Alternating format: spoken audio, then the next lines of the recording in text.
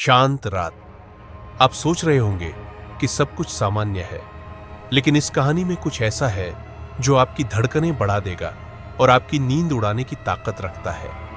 यह कहानी है सूरजदास की, जिसकी मौत के बाद भी आत्मा चैन नहीं पा पाई और जिसने गलती से एक अन्य आदमी के शरीर में प्रवेश कर लिया। अगर आप डर के सच्चे एहसास को झेलने के लिए तैयार हैं तो सुनिए, लेकिन ध्यान रहे, अगर आप डर से डरते हैं तो इसे सुनना आपके बस की बात नहीं। आप इसे सुन पाएंगे या डर आपको रोक देगा।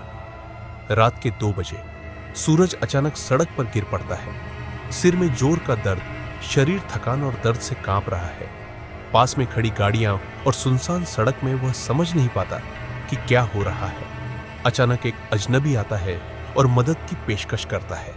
सूरज घर पहुंचता है, लेकिन उसकी पत्नी रीमा, साला अरुण और पड़ोसी अनिरुद्ध उसे पहचानने से इनकार कर देते हैं। सूरज हक्के बक्के रह जाता है। उसका चेहरा बदल गया है और कोई भी उसे पहचान ही पाता। रीमा, अरुण और अनिरुद्ध कहते हैं कि यह सूरज नहीं हो सकता। सूरज अपनी तस्वीरें दिखाता है, अपने घर और परिवार को पहचानने की कोशिश करता है, लेकिन कोई विश्वास नहीं करता। पुलिस बुलाई जाती है। इंस्पेक्टर साहब भी यह समझने में असमर्थ है कि असली सूरज कौन है।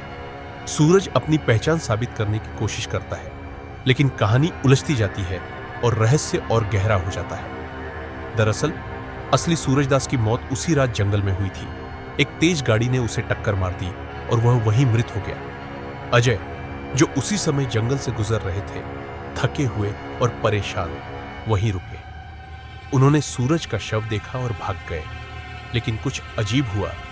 सूरजदास की आत्मा मृत शरीर छोड़कर अजय के थके हुए शरीर में समा गई। अब अजय का शरीर जिंदा है, लेकिन उसमें सूरजदास की आत्मा है। अजय का शरीर अब जीवित है, लेकिन उसमें सूरजदास की आत्मा है। सूरज का परिवार उसे पहचान नहीं पाता। अजय की असली आत्मा जंगल में अपने शरीर की तलाश कर रही है।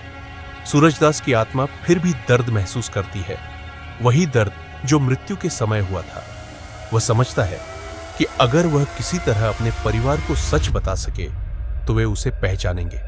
एक साइंटिस्ट और इंस्पेक्टर की मदद से सूरजदास का परिवार सच जान पाता है। साइंटिस्ट जंगल में जाकर जांच करते हैं। वे पाते हैं कि सूरजदास की मृत्यु एक दुर्घटना में हुई थी।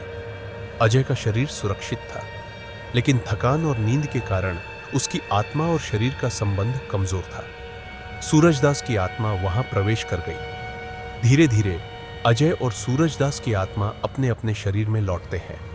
सत्य सामने आता है और परिवार को राहत मिलती है। इस भयानक रात ने सबको एक सीख दी। जीवन और मृत्यु, आत्मा और शरीर, सब कुछ बेहद नाजुक होता है। कभी कभी हमारे आसपास जो अजीब लगता है, उसका कोई वैज्ञानिक या रहस्यमय कारण होता है। सूरजदास की आत्मा अपने परिवार के पास लौट गई और अजय अपने शरीर में वापस आ गया।